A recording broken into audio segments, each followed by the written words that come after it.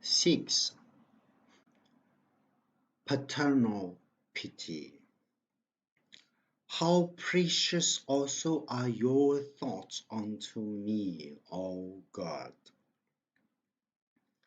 The Lord is like a father to his children, tender and compassionate to those who fear him. For he understands how weak we are. He knows we are only dust.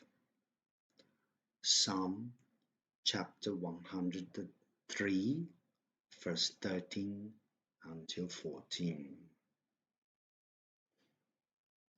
What feelings on earth are to be compared in depth and intensity to those that link a parent to his offspring? Has some member of his family been unjustly wronged? Many a man would willingly himself submit to unmerited injury and ridicule, bear in silence the tongue of calumny and slander, receive in silence the arrows of unkindness. Who could not rest thus unmoved under the affront or stigma attempted to be fastened on his child? Or does the parent see his child is suffering? He could himself bear pain with comparative composure, but when he sees slow, torturing disease ploughing its furrows on the young cheek and dimming the lustres of the young eye, the iron enters into his soul. He would gladly even risk his own life were that of his loved one endangered. Many a father has stood by an early grief and said, through anguished tears, I wish I could have died rather than you.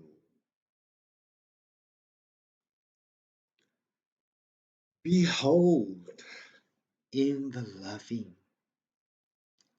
pitying thoughts and tender pitying deeds of the earthly parent, a picture and symbol, O believer, of God's thoughts and God's love to you. No more. He identifies himself with the suffering and wrongs of his children. He injured them, and you injure him. He that touches them touches the apple of his eye. He says, as David said to Abital, abide with me, for he that seeks your life seeks my life. But with me you shall be in safeguard. When and where does this pitying love of God begin?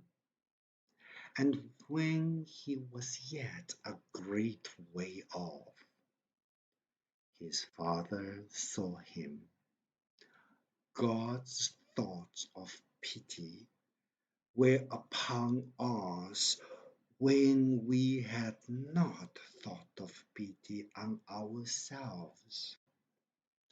And at this hour, too, is His pitying us in our weakness, our sorrows, our temptations, our difficulties, our perplexities.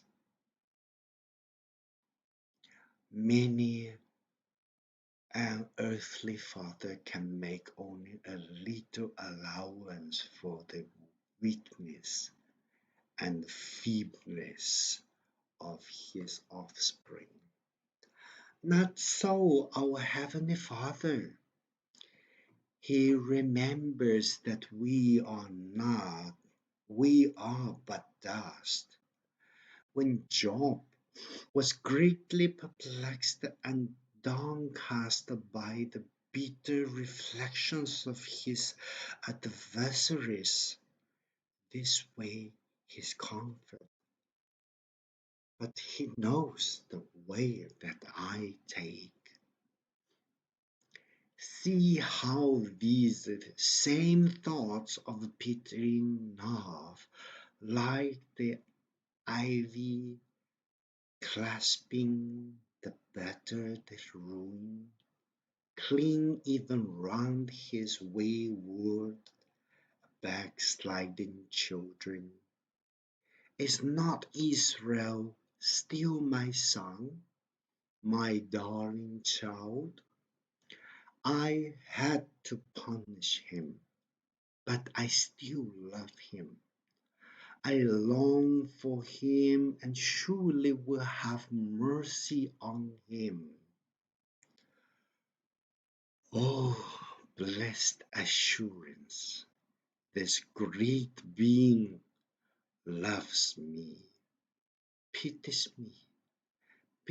me and loves me even in the midst of my truant forgetfulness, ungrateful wandering, and continues to call me his darling child.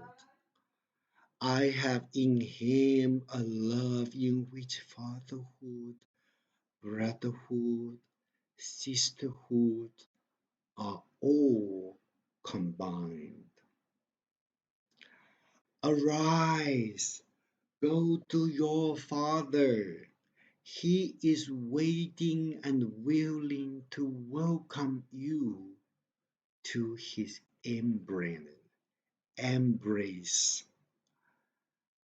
He asks elsewhere in a passage which touchingly describes his thoughts, his loving, paternal thoughts at work. How shall I put you among the children? The gospel plan of salvation has answered that question, solved the divine problem of paternal love. Jesus has opened a way of access to the heavenly household and made us heirs to all these precious thoughts of a Father's heart. Seated on the Calvary's cross, we can exclaim in grateful transport, how great is the love the Father has lavished on us, that we should be called children of God. And that is what we are. 1 John chapter 3, verse 1.